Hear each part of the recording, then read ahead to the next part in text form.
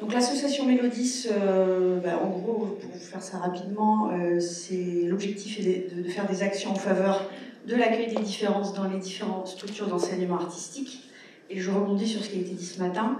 Effectivement, apprendre la musique au conservatoire quand on est dyslexique, c'est difficile.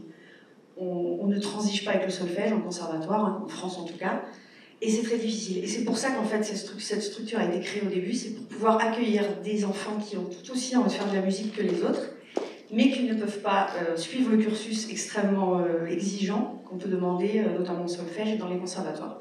Donc l'objectif de cette association, c'est de créer en fait une école, de faire un peu de recherche, de faire de l'enseignement, de faire de la promotion auprès des structures d'enseignement comme le conservatoire. Elle se compose de 2 salles qui se trouvent dans les Alpes-Maritimes et d'un réseau d'enseignants, alors francophones, dans les conservatoires, des enseignants spécialisés, des professeurs des écoles et des professeurs de collège. Alors, dans le cadre du projet Erasmus, Mélodis est intervenue donc, tout d'abord avec l'école de musique, donc l'école où on apprend le piano. On apprend le piano aux dyslexiques, ou aux 10 autres. Donc, parmi les élèves, on a choisi 2 élèves qui correspondaient à tous les profils attendus pour pouvoir faire partie du projet. Donc, on ne va pas citer leur nom, mais il y a elle et elle, de 9 ans et 13 ans, qui souffraient de dyslexie. Donc, tout ça s'est passé avec le suivi d'un orthophoniste, de leur orthophoniste.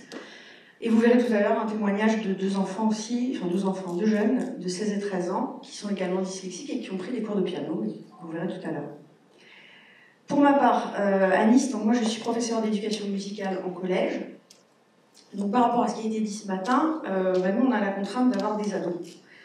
Les ados, la plasticité cérébrale, je ne suis pas du tout suffisamment calée pour vous en parler, mais par contre j'ai constaté que c'était un petit peu plus long de faire venir des automatismes à des enfants qui n'avaient jamais fait de musique avant, qui ont toutes les dyslexies qu'on peut imaginer, toutes les dys qu'on peut imaginer, et qui veulent s'initier à la musique, puisque c'est des élèves qu'on a choisis, parce que justement, ils avaient beaucoup de troubles. Alors, justement, on a choisi en 6e et 5e, c'est-à-dire des enfants de 11 et 12 ans, on a choisi 7 élèves qui avaient des troubles identifiés. Alors, comme on a parlé de comorbidité ce matin, effectivement, ils avaient un petit mélange de tout ça. Alors, il y avait des dyslexiques, des dyspraxiques, des dysorthographiques et beaucoup d'élèves qui avaient des problèmes de lenteur de toutes sortes. Tous bénéficiaient d'un suivi personnalisé. Alors, ça s'appelle le plan d'accompagnement personnalisé en France. C'est-à-dire, c'est un document qui est signé entre les structures, donc l'orthophonie, l'équipe pédagogique dans le collège, un médecin scolaire éventuellement, et la famille évidemment, pardon, et la famille. Effectivement, et ça permet donc d'accompagner les élèves, donc que toute l'équipe pédagogique accompagne les élèves. Quand il y a une interro qui est particulièrement complexe, on essaie de l'adapter pour que les dyslexiques comprennent comment s'en sortir, parce que parfois c'est juste un problème de décodage de l'information, entre autres. Parmi ces élèves, il y en avait 2 qui bénéficiaient d'un dispositif un petit peu plus complexe encore, puisque c'est des élèves qui ont besoin en plus d'une auxiliaire de vie scolaire. C'est-à-dire pour eux, le trouble était vraiment, vraiment important. Voilà. Alors, comment ça s'est passé? On a respecté le cadre du projet Erasmus, donc je vous le rappelle en 2 secondes, parce qu'il y en a qui connaissent déjà très bien, d'autres pas. L'objectif, c'était de faire des tests préalables et des tests après l'expérience.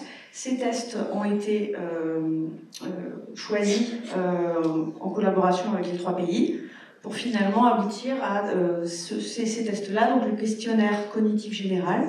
Donc ça concernait comment se comporte l'élève en mathématiques, en français, en dessin, etc. Le questionnaire relatif aux aptitudes prosociales, un questionnaire attentionnel, une grille qui était propre à la musique, et puis les tests orthophoniques que pouvait faire l'orthophoniste en parallèle, ou le logopède. Notre objectif, nous, dans ce cadre-là, il était extrêmement ciblé. On voulait faire de la remédiation. Les exercices qu'on a faits n'étaient pas des exercices à but artistique. C'était pas des exercices à but, on va dire ça, connaissance, apprendre des nouvelles connaissances sur la musique. Ils étaient extrêmement ciblés. On voulait essayer d'améliorer leur connexion du cerveau, le faisceau arqué, si j'ai bien tout suivi ce matin. Voilà, l'objectif c'était de créer un maximum de connexions. Et pour ça, on avait pour seul objectif de créer des exercices multimodaux. Donc, plusieurs modes de fonctionnement, le visuel, l'auditif et la partie moteur, la partie motrice. Évidemment, on a suivi le canevas d'activité, que vient de décrire, en fait, finalement, Anna l'a décrit complètement tout à l'heure, avec les 7 parties du canevas. Alors, je vous donne un exemple d'activité. Alors, vous voyez à gauche le canevas, et puis dans la partie, par exemple, 5, pulsations et rythme, on va pouvoir faire un exercice avec des instruments. Alors, les instruments, vous les avez déjà vus tout à l'heure, c'est des tubes en plastique qui font une note. Donc, plus le tube est grand, plus la note est grave. Ça s'appelle des boomwalkers, c'est ce qu'utilisent beaucoup de pédagogues. Et je vais vous montrer comment ça se passait. Alors voilà, ça c'est un exemple, on en a parlé ce matin aussi, de partition qui n'a pas vraiment de sens pour un musicien, mais qui peut prendre tout son sens pour n'importe qui. L'objectif c'est simplement de jouer, alors pour les couleurs ça ne va pas correspondre, mais de jouer, admettons, le boomwalkers orange quand il y a un orange, et le vert en même temps avec l'autre main quand il y a un petit nuage vert. Tout ça en suivant une pulsation. Voilà, alors on a ça juste après. Changez moins bien si vous êtes droitier.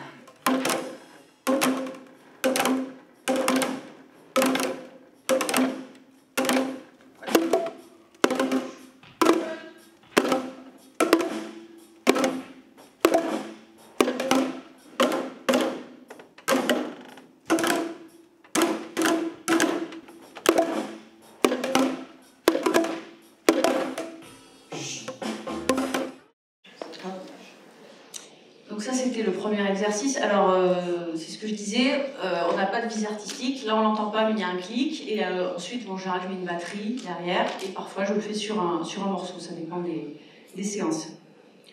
Je continue, donc l'activité suivante c'est la gestualisation des hauteurs, donc c'est un autre exemple.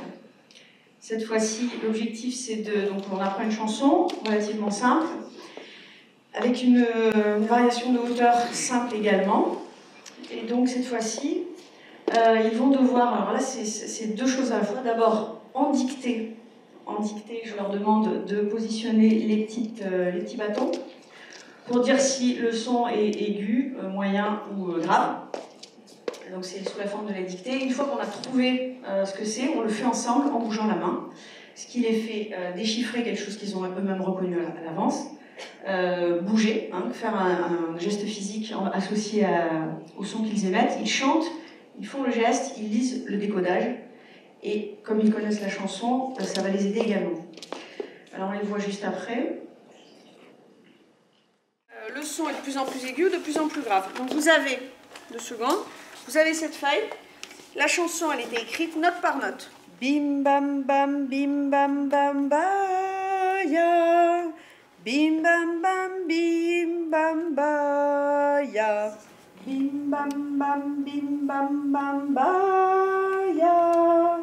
Bim bam bam bim bam ba ya. Les 2 notes qui suivent le premier bim, est-ce qu'elles sont plus hautes ou plus graves? C'est pareil. Plus grave. Pareil. C'est pareil. Alors, bim bam bam. Alors normal, pareil. Non, Pareil. elle augmente. Elle augmente? Ouais. Bim bam bam. C'est pareil, moi je trouve. Non, elle baisse. Non. Ba ya. Le ya il va où? Vers le haut ou vers le bas? Vers le bas. On y va, faites-le.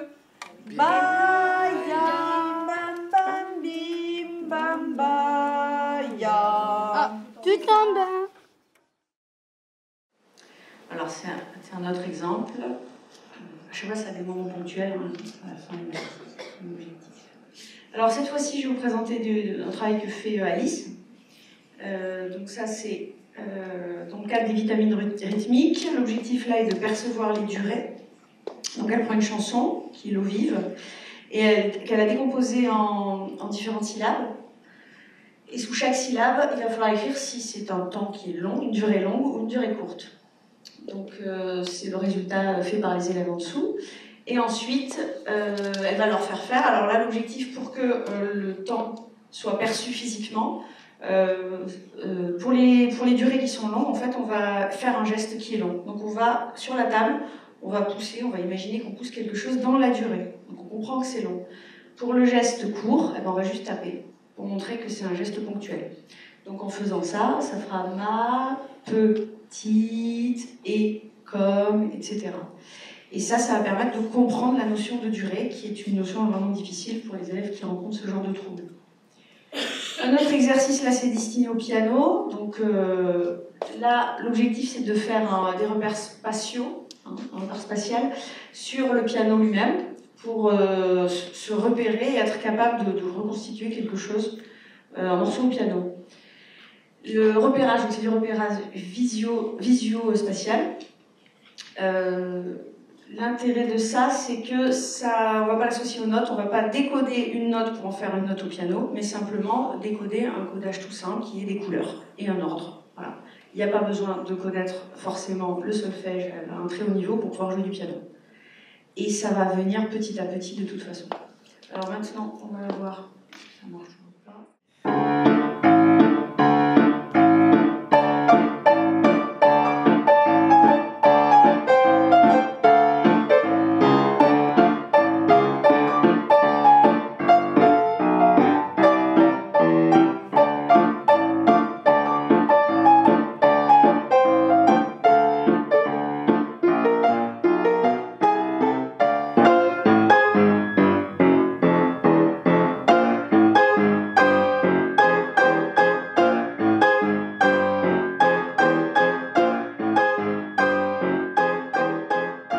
Quand j'étais petite, j'ai pris beaucoup de temps pour lire.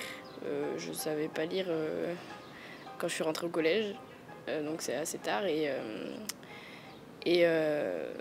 J'ai des problèmes de lecture, d'orthographe, de concentration.